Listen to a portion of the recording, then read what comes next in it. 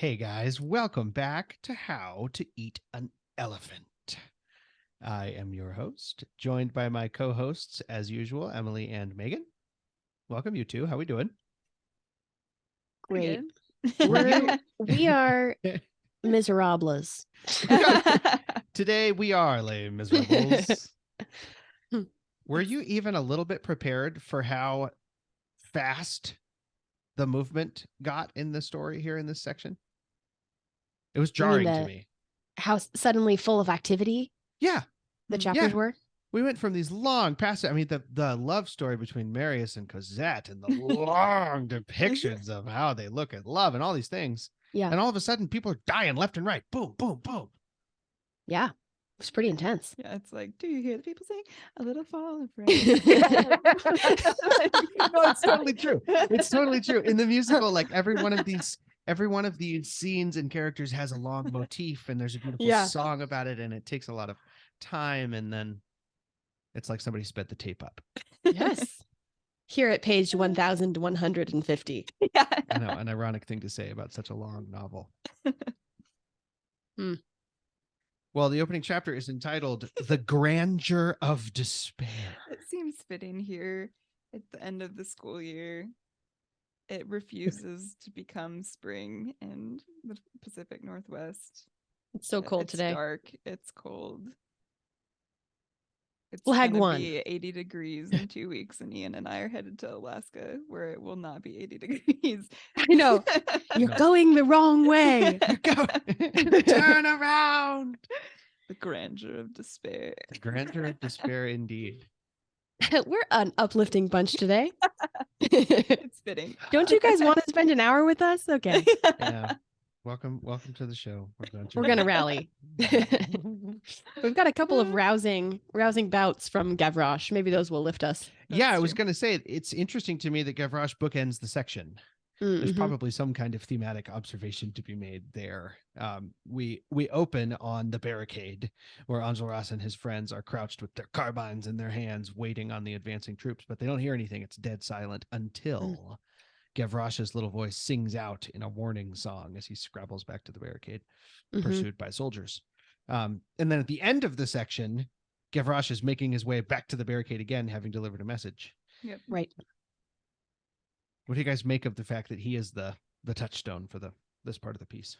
Well, I've thought from the beginning that he's like almost like in a Shakespeare play, how there's the fool who speaks wisdom into the play, and he's kind of silly, and he's lightning effect to each scene that he's in, but everything he says is significant.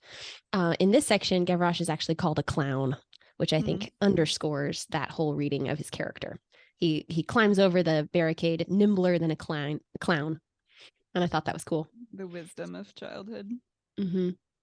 And he's the future. He's the future generation for which they are supposedly fighting.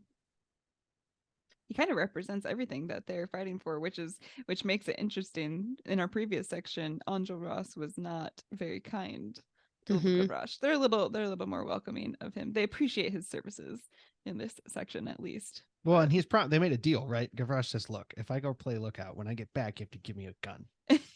A big one. Yeah, big one. I want a great big one. And Enjolras is like, yeah, sure, fine. So he comes back having successfully delivered the messages that the troops are on the way. And Enjolras says, do you want my carbine? And Gavroche's response is, I want the big musket. Give me that big guy.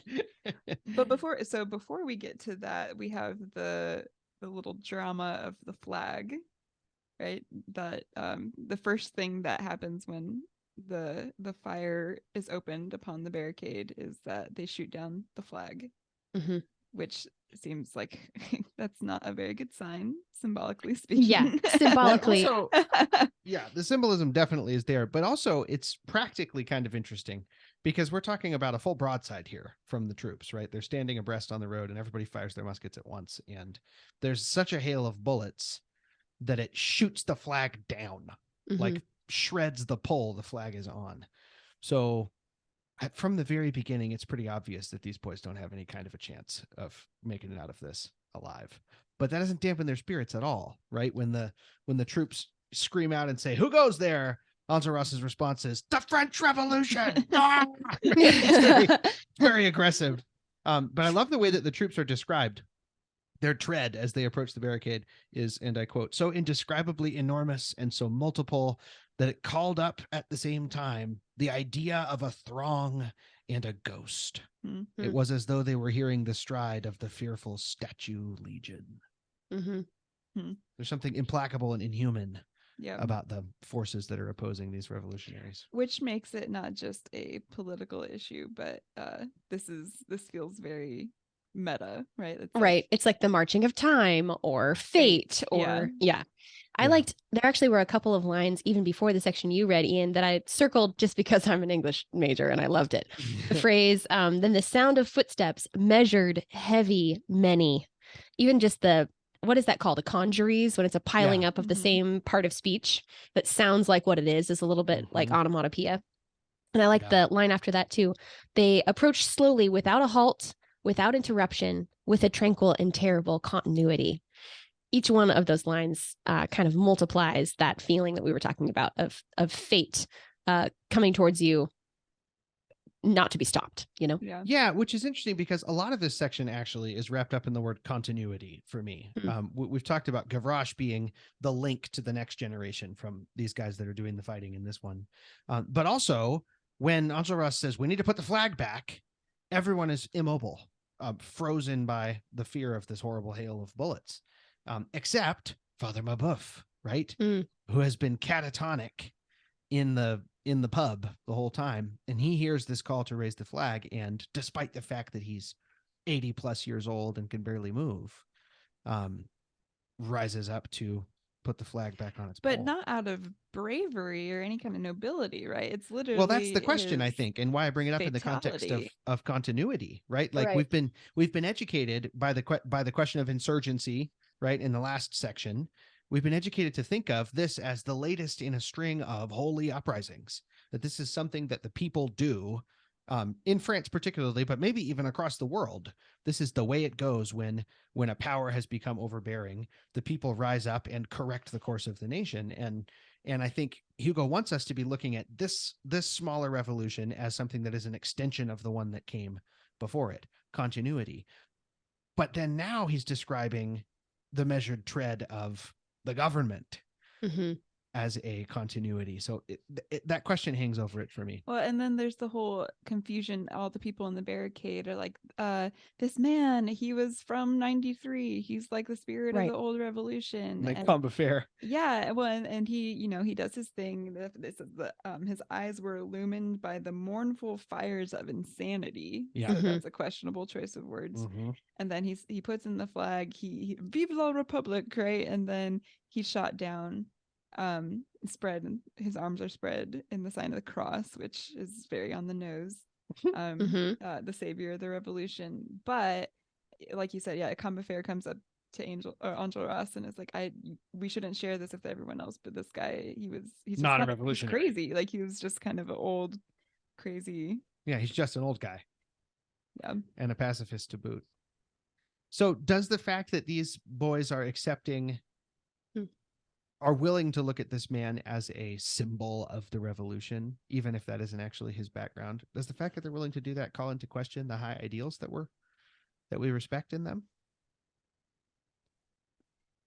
It seems very clear. We've said this before, but it seems very clear to me that Hugo is intentionally putting us in an uncomfortable spot between ideals that he gets behind and wants us to get behind, and the absurdities of reality. Say more. What do you mean? Well, I think it's both end. Yes, the ideal. Yes, the imperfect, messy reality that looks nothing like the ideal, and you can't actually behave in such a way as to achieve it. Right. So these boys are honorable in their commitment to these ideals, but they are also insane for taking this to such lengths. Yeah, I don't know. So how does Marius enter the scene? Well, that's to return to Gavroche, who shouldn't have had his big musket because he can't actually work it.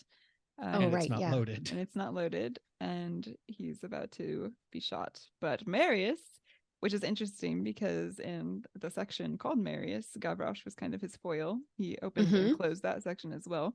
Marius steps in and saves Gavroche's life. Which is interesting because now you have the two sons of the previous generation interacting. And Marius is going to realize Gavroche's identity and his connection to the Thénardier family by the end of our section for today. So it's kind of like history coming full circle. Marius Pontmercy is finally fulfilling his promise to his father in every moment that he decides to help Gavroche, the offspring of Thénardier. That's right. Yeah, which is super cool. The description of him entering the conflict echoes that he at the beginning of section 4 of this chapter. It says, however, he was not able for long to resist that mysterious and sovereign infatuation that could be called the appeal of the abyss. Faced with imminent peril, the death of Monsieur Mabeuf, that fatal enigma, faced with Bahorel slain, Courfeyrac crying help, and that child threatened, his friends to succor or to avenge, all hesitation had vanished, and he had rushed into the conflict. He's drawn in by the abyss, which feels a lot like Monsieur Mabeuf's reasons for joining. It does. A crazy death wish. Yeah. Yeah, a crazy death wish. And yet it's the individuals. It's seeing his friends in danger. It's Gavroche's plight that moves him to act in the barricade, which to me, like that is a good reason. The actual relationships that he has and the desire to serve and protect them. Yeah, there is a distinction between the reasons he is in this fight and the reasons Enjolras is in this fight, for example. I think that's really good. The other bit of imagery that I noticed just now is that the rifle, or not the rifle, the musket that Gavroche is carrying belonged to Javert, who hadn't loaded it. And I think the idea of Javert as a musket that isn't loaded might have some legs as we read along. Interesting. That's fun. That's kind of a cool image. Marius is also using his weapons, the two pistols. Yeah, the significant Wait, give guns. us a little more. Why are the guns significant? Is it because of Javert representing the law? Is it like the law going into these people's hands? Or maybe justice. Impotent? Yeah, I wonder. I mean, Javert represents justice, right? Impersonal justice, justice without mercy. And Marius is carrying his pistols and Gavroche is carrying his musket. The pistols are effective, though. But it's because they're saving individuals, not because they're devoted in service to the revolution. Interesting. Well, that's fun. That's a hot maybe take, we're making Ian. too much of that, but it's an interesting take. This is fun. Yeah. Well, one more gun that's definitely loaded is the one that tries to shoot Marius and actually shoots Eponine. That happens kind of in the background almost immediately. After Marius has saved Gavroche, Eponine saves Marius, like within about 2 paragraphs. But he doesn't awful fast. Yeah, you're right. There's like a breakneck pace here. And Marius, true to Marius form, does not notice that someone has thrown themselves between him and a gun and is dying now, bleeding out in some corner. No attention paid whatsoever. Which, of course, Hugo dismisses him for, right? He basically says, look, it's combat. It's hard to notice many things. There's lots of smoke from the guns and there's adrenaline. And I don't think he blames Marius for not noticing that. No, that's just me. But Megan blames Marius. I blame him too, I do. because his reaction to Eponine when he does find out that it was Eponine who saved his life and she calls him into the alley dying, he is much less moved by this act of than I expected him to be from the musical. Yes. I want to talk about this more because but before we jump there, let's deal with the fact that Marius actually takes a step beyond just saving Gavroche and Courfeyrac. He also recognizes that the barricade is about to be swarmed, takes the powder keg from inside the restaurant, mashes it onto the paving stones, and takes a torch and says, I'm going to blow us all to heck if you don't retreat. Right. And the cast of his face and his demeanor convinces the troops that he means it. It's the same. He's compared to Monsieur Mabeuf, and it's the same kind of suicidal desperation. Yeah. Right. And so we shouldn't be shocked when Enjolras and the rest of the guys look at him with religious fervor when Just he's like they done. did at And Mabeuf. when he says, "Where's the leader?" Enjolras himself says, "You're the leader." Yeah. You know, insanity. That's our cause. Right. Or- It's a little. Yeah. Go ahead, Emily. Well, it's insanity. It's coming out of the abyss. These men are, in their own minds at least, they have been pushed to the limit, and there is no life left for them. And that is when they react in violence, and that does seem thematically in keeping with what Hugo has been saying, right? These boys who are clinging to ideals but maybe have not experienced as much personal suffering, and their lives are frozen and they're paralyzed when it comes to actually engaging in the fighting. But it's the men who feel like they have nothing left who actually rise up and do something about it. Yeah. Now, I do think that it's complicated because I think both Monsieur Mabeuf and Marius have not seen their situations clearly. But Well, Mabeuf may have. I mean, this is the guy, after all, who has been experiencing extreme poverty and has no hope of he eating it again. refused the gift of heaven, though. The coins. Oh, sorry. I don't mean to cut you off. No, I have please, another comparison go that's for it. burning in my breast. You know how last week we were talking about the contrast or the foil relationship between Marius and Enjolras? And then also Enjolras and Gavroche and like all of these youthful ideological figures, right? In this chapter, Marius basically is handed the torch by Enjolras. You're the leader now. You're the representative of our revolution. And we get to like step inside Marius's mind for a moment. And we get that weird philosophical sentence that goes, Marius had lived too little as yet to know that nothing is more imminent than the impossible, and that what we must always foresee is the unforeseen.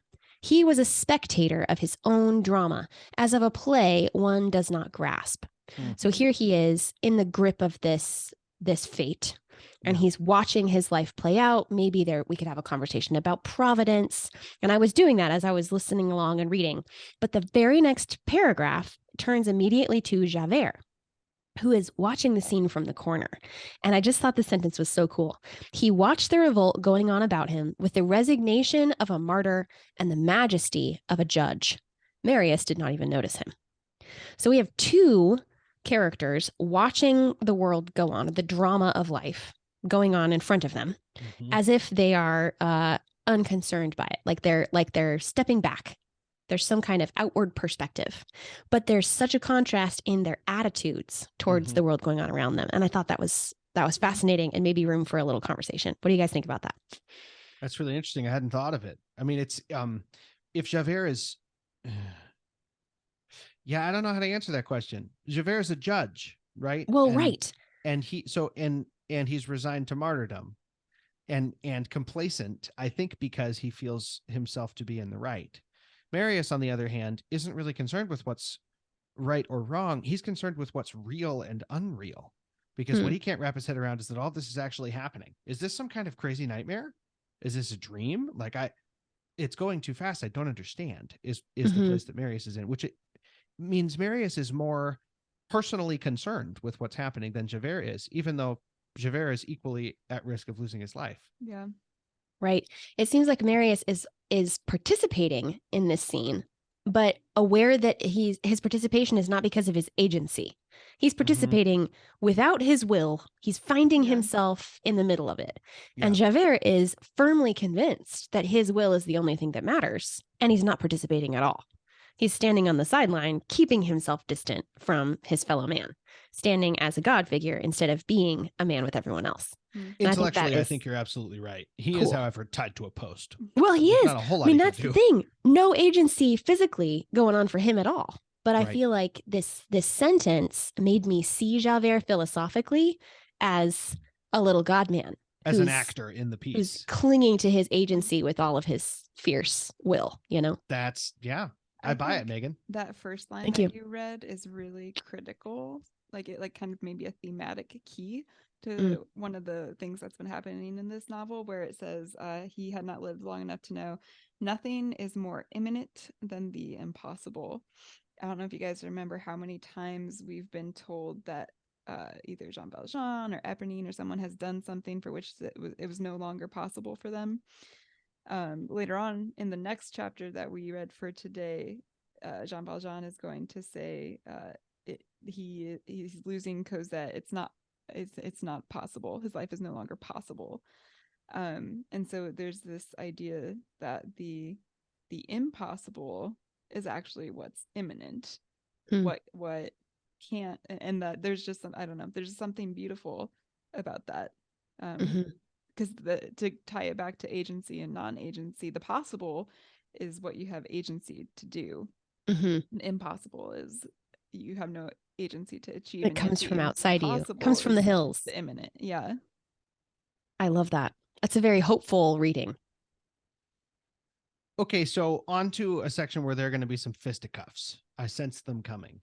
Because before we get to Gavroche and Valjean and the final section of today's reading, we have to talk about Eponine and Marius and Eponine's death. Like I know what you're going to say, and I might agree with you, but still. Here's the situation. You guys have already said that Marius displays an insufficient amount of pathos over this whole situation.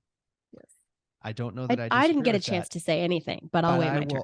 But I will also say that Eponine is a lot less salvific than she is in the musical, and is a lot more manipulative and selfish. Yeah. You're right. No, you're right.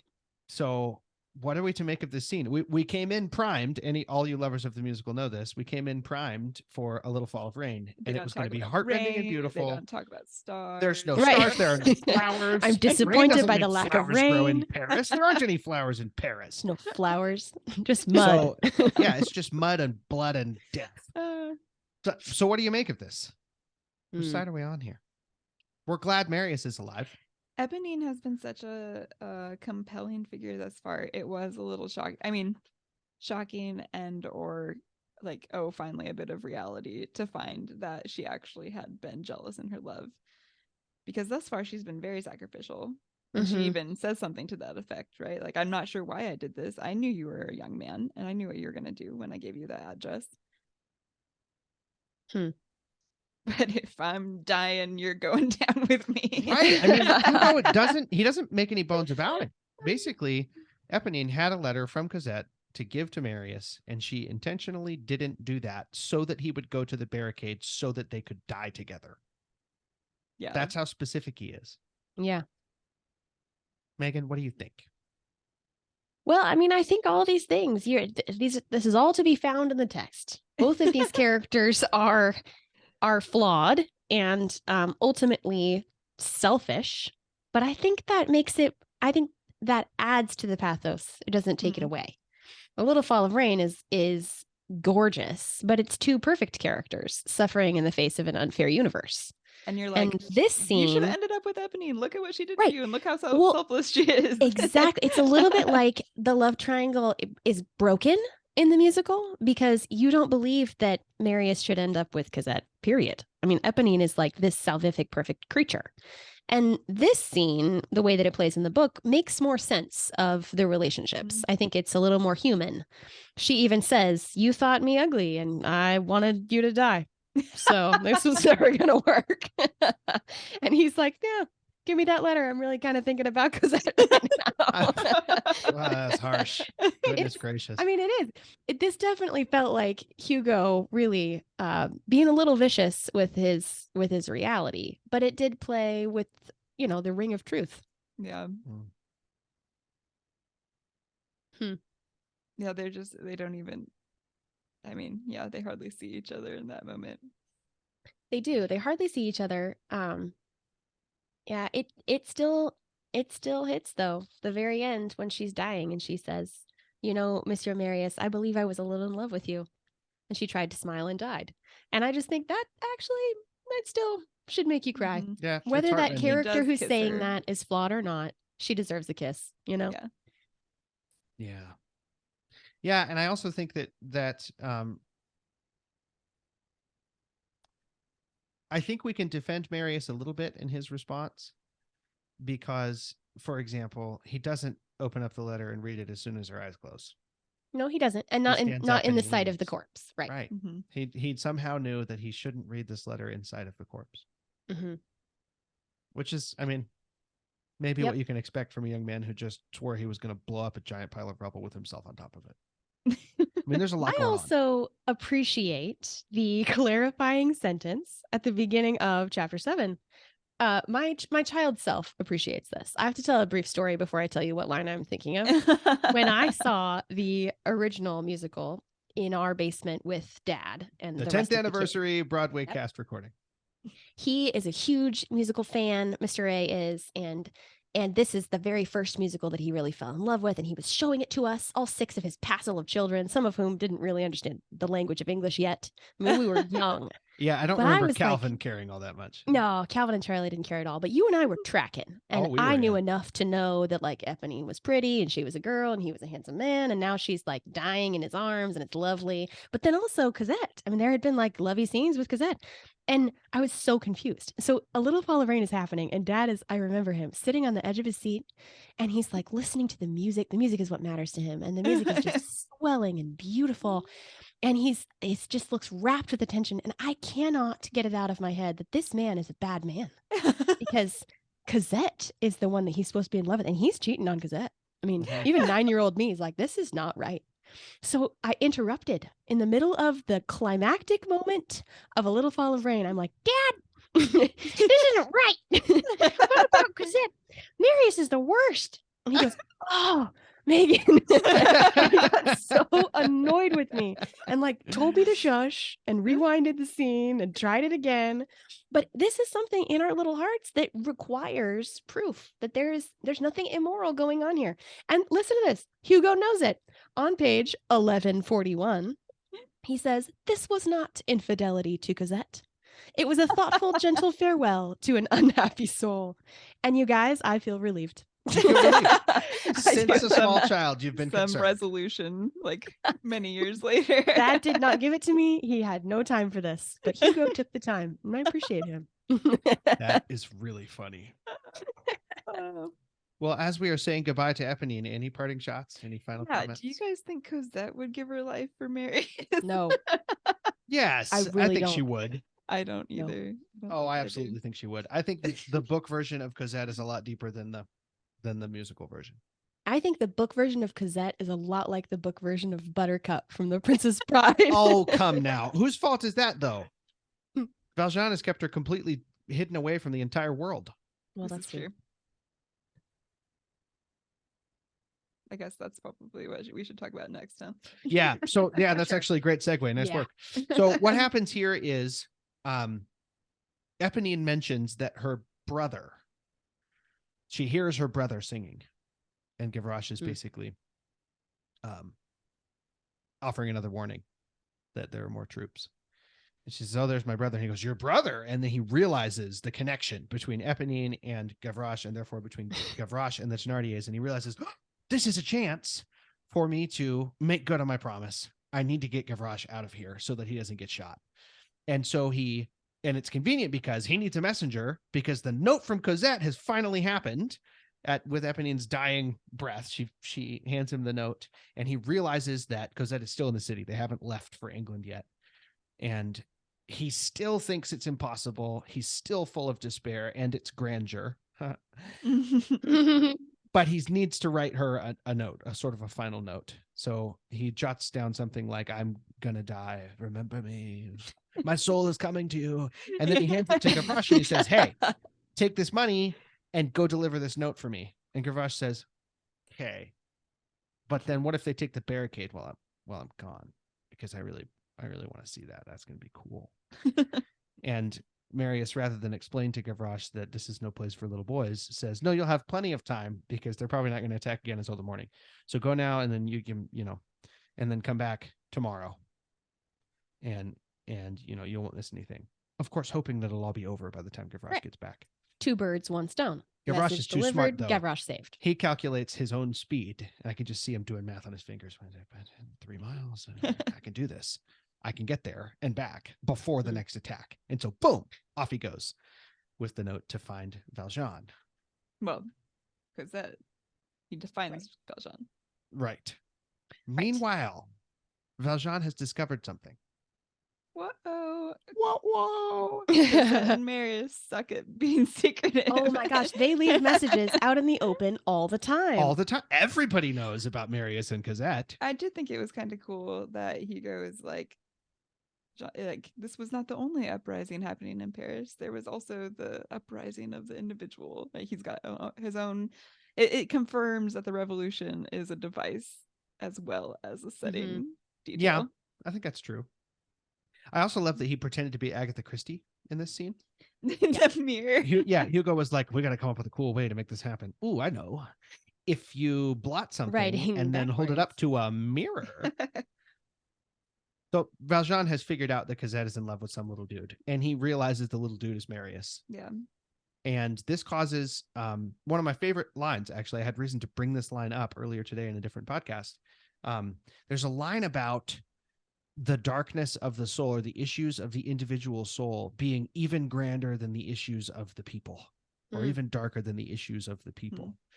And it's a cool tension, I think. Hugo's been talking about the people of France, the oppressed, the miserable of France, as an individual character, right? That wars against the government, that fights for its future. And we've been given little symbols of that, Enjolras maybe, or Gavroche here and there. But they're symbols of the soul of the people of France, right? This is Paris, or this is France. And we're supposed to take it seriously. We're supposed to be watching the ebb and flow of the ideas and how it affects the people.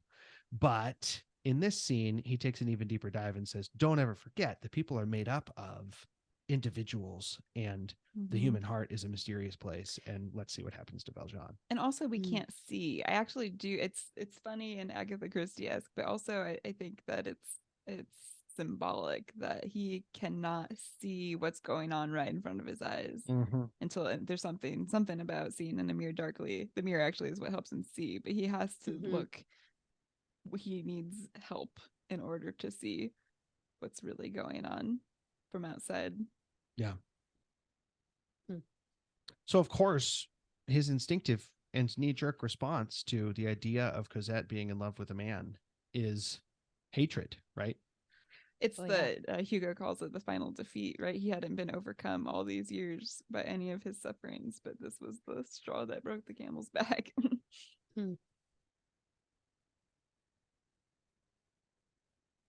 What do you make of the description of Valjean's affection for Cosette?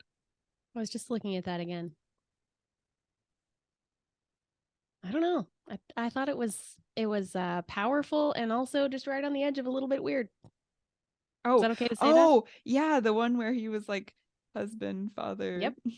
Lover, mama and papa and lover and brother and sister to you. I'll be everything to you. And on the one hand, you're like, okay, that makes sense because that's his only family and he's loved her with his whole life and has sacrificed everything for her. But it is strange that here he acts like a jealous lover in some ways. I thought that was weird.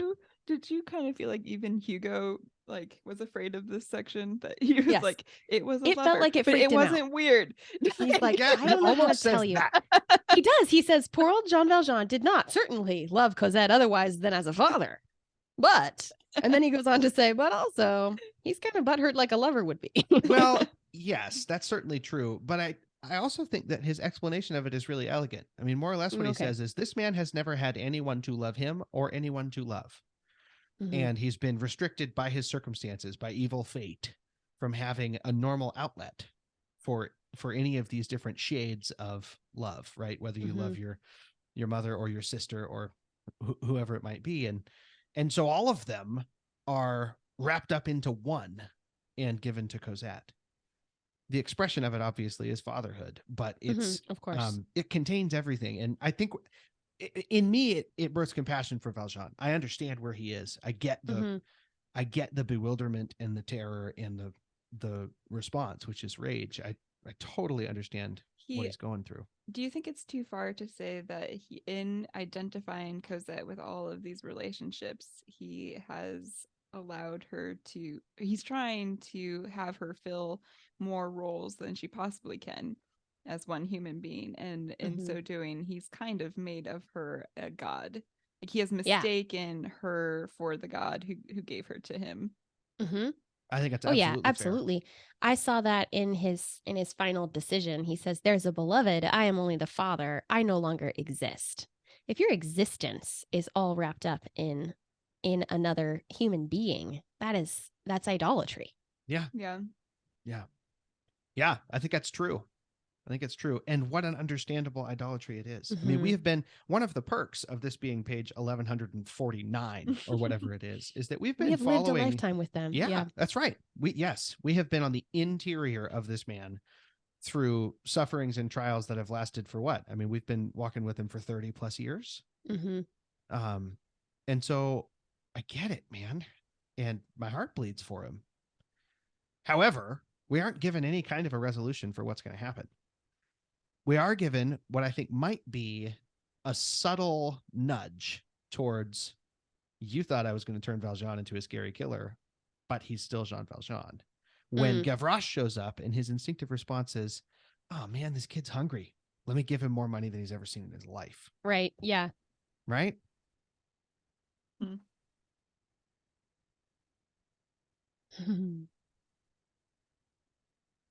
I love their interaction. This is not a deep and thematic thing to say. I just thought that after all of the deep, dark, twisty that Jean Valjean brings to the page, then Gavroche comes, and back to the whole fool analogy. Their interaction is so funny. Jean Valjean says, "Little boy, what's the matter?" And Gavroche responds, "The matter is that I'm hungry." And he added, "Little yourself." It's okay, keeping it real.